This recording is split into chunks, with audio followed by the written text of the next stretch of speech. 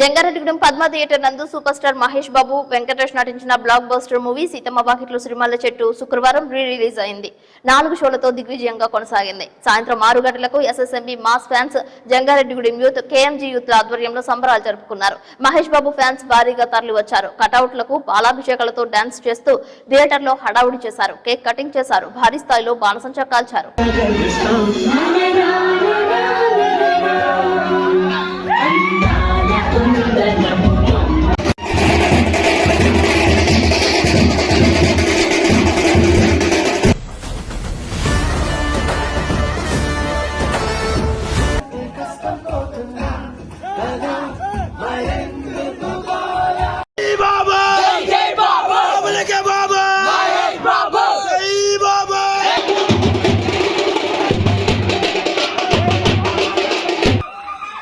తెలియకుండా కామ్గా ఉంటాను ట్రై చేస్తూ ఉంటాను.